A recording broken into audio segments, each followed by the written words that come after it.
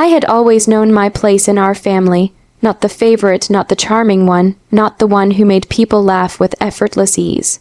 I was the responsible daughter, the one who remembered birthdays, who kept the house tidy, who comforted scraped knees and broken hearts alike. My sister, Lily, on the other hand, seemed to float through life with a magnetic charm that made everyone, including my mother, gravitate toward her. She had the kind of smile that could light up a room, and the uncanny ability to twist situations to her advantage without ever seeming manipulative. And whenever I tried to speak up, to voice a concern, or express a hurt, my mother's response was always the same: "Stop overreacting. You're imagining things." Even as a child, I noticed the pattern. If I cried over a lost toy, it was drama. If Lily cried, the world would bend to soothe her. If I made a mistake, it was my fault entirely. If Lily made the same mistake, it was because someone else had failed her. And over the years, I learned to swallow my feelings, to smile and nod while my sister danced through life on a pedestal I was never allowed to approach. The announcement of my engagement should have been my moment of joy. Instead, it felt like walking into a storm I had somehow ignored until it was too late. My fiancé Daniel was kind, attentive, and endlessly patient with me, but I could already see the shadow in my mother's eyes, the same way she looked at Lily when Lily achieved something, as though she were measuring admiration, love, and pride, carefully rationing it between us.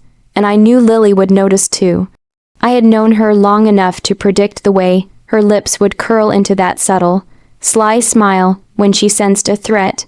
I tried to focus on the wedding plans. I immersed myself in fabrics, flowers, seating charts, and menu tastings, convincing myself that everything would be perfect, that my sister's envy could not touch the careful, joyous work I was doing, but tension lingered like a storm cloud. Invitations sent, RSVPs returned, and still, there was that gnawing sense that Lily was plotting something small, petty, and perfectly calculated to throw me off balance. My mother, of course, dismissed my worries. "You're imagining it," she said when I voiced even a hint of concern, brushing off my fears like crumbs on the counter. Imagining it, the words rang in my ears, a cruel echo of every time I had been dismissed in my life. And yet, there were moments when I caught Lily glancing at my wedding dress, running her fingers along the fabric with a smile that did not reach her eyes. Those moments twisted something inside me, a mix of dread, anger, and a sorrowful recognition that nothing had really changed. She had always found a way to insert herself into my life, to overshadow me, and my mother had always let her. But I told myself quietly that this time would be different. I would not let Lily ruin this day, not my engagement, not my wedding, not the first day I truly became a family with Daniel. I would stand my ground for myself, for my love, for the countless times I had swallowed my feelings for the sake of peace. I just didn't yet know how far Lily was willing to go, or how completely she was willing to betray me in the name of her own vanity. That day, I learned that even in the happiest moments, family shadows linger. And sometimes, those shadows are closer than you think, waiting for the perfect moment to strike. Wedding planning should have been pure excitement, a time for joy and anticipation. But for me, it quickly became a delicate balancing act, as though every decision had to be measured not just for taste or budget, but for how it would be perceived by Lily and, more painfully, by my mother. My fiancé Daniel was patient, too patient, sometimes, but even he noticed the unease that settled over me whenever my sister was around. "Don't let her get to you," he would whisper, holding my hand over late night seating charts, but it wasn't just getting to me. It was a constant, creeping anxiety, a sense that nothing I did would ever be enough, because Lily would always try to outshine me, and my mother would always let her. It started subtly. A florist email, seemingly casual, suddenly revealed that my bouquet choice had been lost in the system. The caterer called with a scheduling conflict that had never existed before. And then there were the comments, tiny, off-hand remarks from Lily that somehow struck deeper than insults ever could. "Oh, that dress is nice, I guess, but don't you think it's a little safe?" she'd say with a smile that didn't reach her eyes, leaving me blinking, unsure if I was overreacting. My mother, of course, laughed it off. "She's just teasing, honey. "You're too sensitive," she said. The familiar sting of dismissal hit me like a slow, steady drip. Too sensitive, overreacting. The words had haunted me for years, and now they felt sharper than ever. It wasn't just words or accidental mishaps. It was the feeling of being undermined at every turn. I caught my invitations left in places where curious neighbors could see them. One evening, I overheard Lily making a phone call with that unmistakable tone of smug satisfaction in her voice, speaking in vague, half-formed sentences that suggested she was helping, while actually sabotaging. My pulse quickened, but when I confronted her, she feigned innocence so convincingly that even I questioned my judgment. My mother's eyes were warm with trust as she said, "I don't know what you're talking about. You're imagining it, sweetie." I clenched my fists behind my back, swallowing the frustration that threatened to spill over.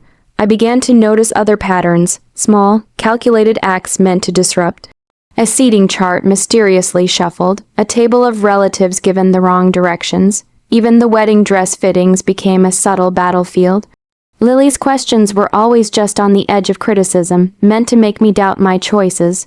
"Are you sure that hairstyle suits you?" she would murmur, tilting her head with a disarming, innocent expression. Each remark, each interference, was a calculated move, and each time, my mother's dismissals made the sabotage feel invisible to anyone else. By the time the wedding day approached, I felt like I was walking on a tightrope stretched over a pit of shifting, hidden traps. Every phone call, every decision, every detail seemed laden with the threat of disruption, and yet I refused to crumble. I told myself over and over that this was my day, my life, my choice, and that no one, not Lily, not my mother, would steal it from me. But deep down, I feared I was underestimating her. Lily had always been patient, strategic, and cunning.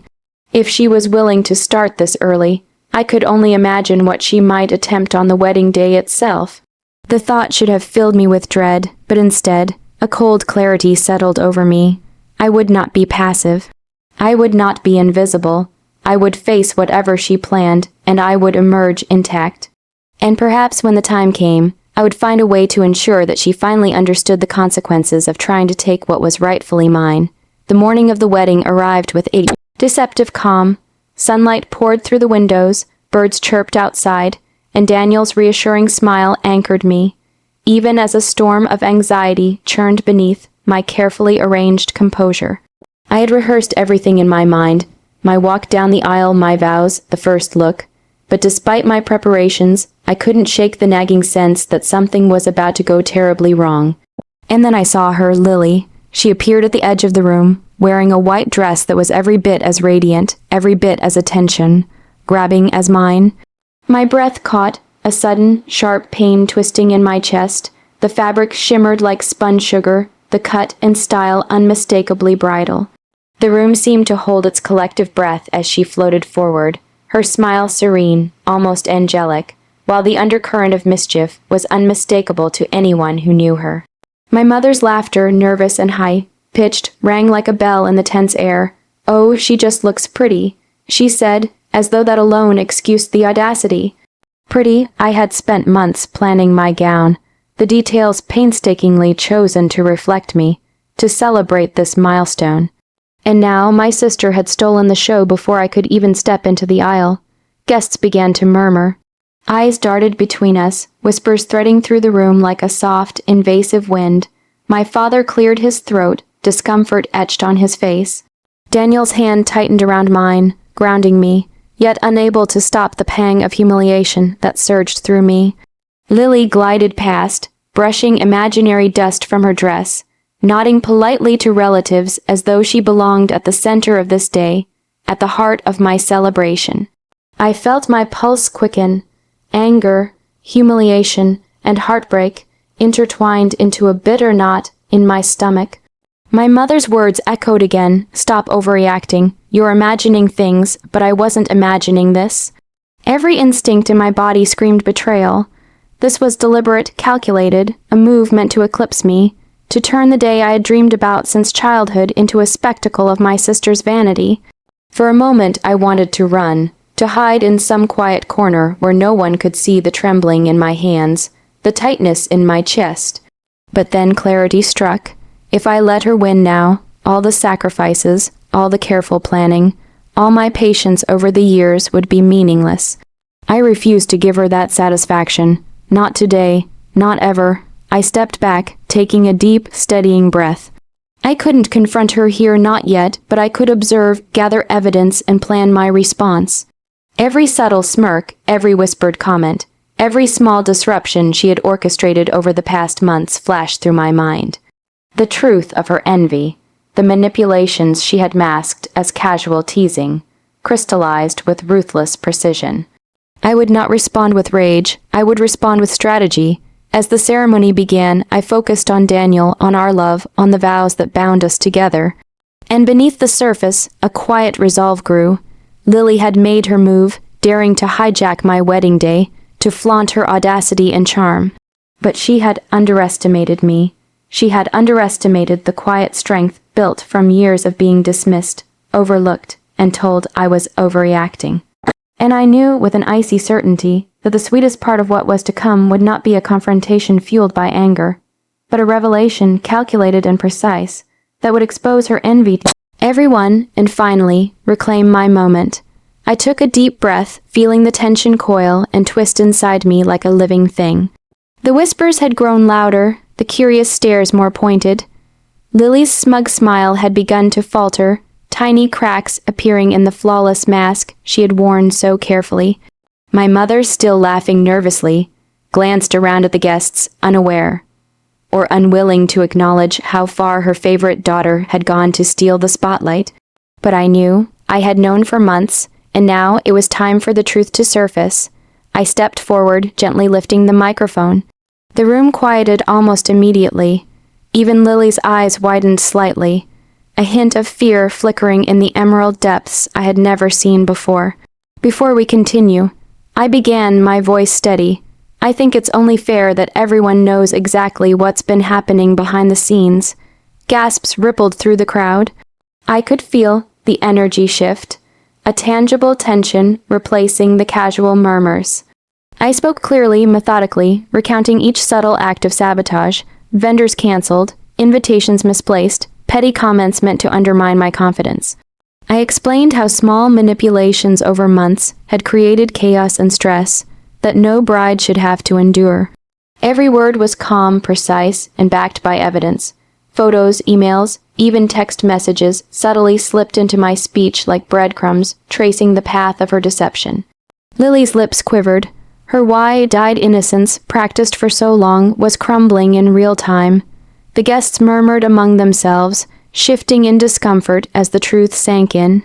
My mother's laughter died in her throat, replaced by an expression of disbelief and, finally, regret. She opened her mouth, but I gently raised a hand. No explanations, no excuses, just the truth. I turned to Lily, meeting her gaze without a flicker of hesitation. "This day is mine," I said softly but with unyielding firmness. "And no one, especially not a sister, gets to steal it from me. Not through charm, not through manipulation, and certainly not through lies." The silence that followed was suffocating. Guests exchanged glances, whispers barely audible as Lily's carefully constructed facade collapsed. She tried to speak, but no words could undo what had been revealed. For the first time in her life, she was exposed, not angry, not triumphant, just utterly powerless. And yet, she had brought this on herself. Turning back to Daniel, I felt a wave of relief wash over me. He squeezed my hand, pride shining in his eyes, and I realized that the validation I had always sought from my mother and my sister was no longer necessary. I didn't need apologies or acknowledgement or their approval. I had my love, my dignity, and my day. The ceremony resumed, now restored to its rightful order. My vows carried by a voice strengthened by adversity and triumph. Laughter, tears, and joy intermingled as friends and family celebrated, not the spectacle Lily had intended, but a genuine expression of love and unity. Later, as I danced with Daniel under twinkling lights, I caught sight of my mother, seated quietly, her expression somber and reflective. She had finally seen the truth. Lily slunk into a corner, isolated despite her charm, the consequences of her envy plain to everyone present. And in that moment, I understood the quiet beauty of sweet revenge. It wasn't about cruelty. It wasn't about humiliation for its own sake.